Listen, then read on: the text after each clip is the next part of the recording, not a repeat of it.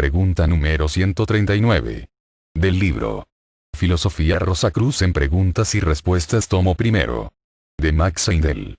¿Todos los niños son clarividentes hasta cierta edad? Respuesta. Sí, todos son clarividentes, por lo menos durante el primer año de su vida. Y eso depende de la espiritualidad del niño en gran extensión, así como de su alrededor ambiente, cosas ambas que determinarán el tiempo que conserve esa facultad, porque la mayor parte de los niños cuentan todo lo que ven a sus mayores, y su facultad clarividente queda afectada por la actitud de aquellos. Muy a menudo se burlan de los pequeñuelos, y nada hay que hiera más a esas sensibles naturalezas.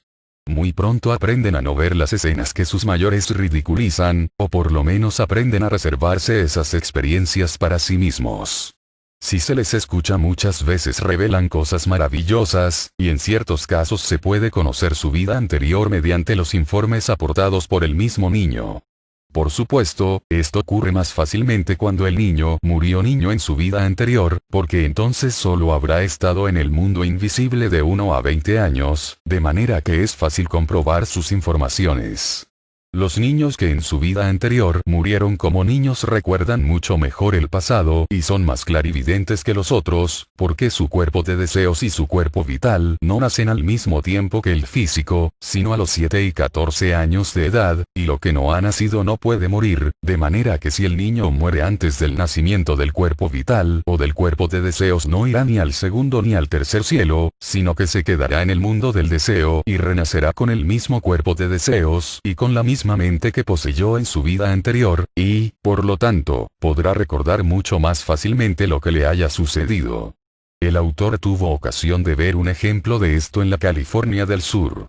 Cierto día, en Santa Bárbara, un señor llamado Roberts iba paseando por la calle cuando una nena corrió hacia él, abrazándose a sus rodillas y llamándolo papá. Mr. Roberts creyó que alguien querría atribuirle la paternidad de la nena y la rechazó indignado. La madre de la niña también se indignó y se la llevó. Pero la niña continuaba gritando es mi papá, es mi papá. Debido a ciertas circunstancias que se verán más adelante, el incidente afectó mucho a Mr. Roberts y fue a ver a un caballero que llamaremos X juntos. Fueron a la casa donde vivía la niña con sus padres, y después de alguna conversación se les permitió preguntar.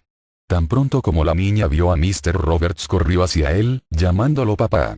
Entonces, contestando a preguntas intermitentes durante la tarde, la nena contó la historia que aquí damos ordinada. En otro tiempo ella vivió con Mr. Roberts, que era su padre, y con otra mamá, en una pequeña casita que estaba al lado de un arroyuelo, en cuyas márgenes había plantas con flores. Entonces la nena salió y volvió con algunas flores iguales. Había un tablón sobre el arroyo que se le había prohibido cruzarlo, de miedo de que se cayera al agua. Un día Mr. Roberts dejó a su mamá y a ella y no volvió más. Se puso muy triste y murió. Entonces, dijo la niña, yo también me morí, pero no, porque vine aquí. Entonces Mr. Roberts contó su historia. 18 años antes había vivido con su padre, que era cervecero, en Inglaterra.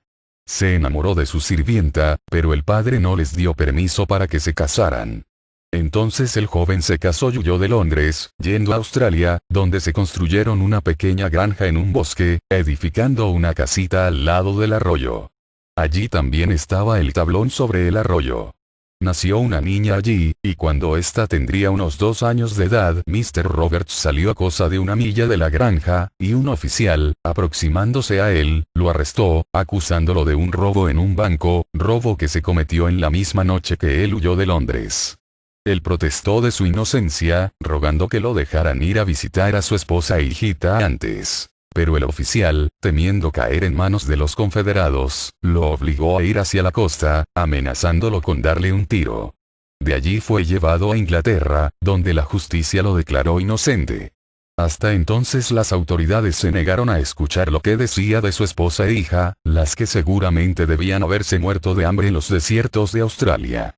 Se envió un telegrama, se organizó una partida en su busca y a su tiempo llegó la contestación. Solo habían encontrado los esqueletos, y Mr. Roberts entonces emigró a América, con el corazón destrozado. Entonces se le mostraron a la niña varias fotografías mezcladas, entre las cuales había 2 fotografías de Mr. Roberts y de su esposa. El aspecto de aquel había cambiado mucho desde el tiempo en que se hizo aquella fotografía. Pero, sin embargo, cuando la nena vio ese retrato, exclamó enseguida con alegría: «Oh, aquí está papá». También reconoció el retrato de su madre de su vida anterior. La nena tendría unos 3 años cuando Mr. Roberts la encontró en Santa Bárbara, de manera que era imposible que hubiera inventado ese relato. Más tarde el caso fue investigado por uno de los diarios de más circulación en la California del Sur, The Los Angeles Times, y se verificó que los hechos relatados eran absolutamente ciertos. Del libro Filosofía Rosacruz en preguntas y respuestas tomo primero. De Max Seidel.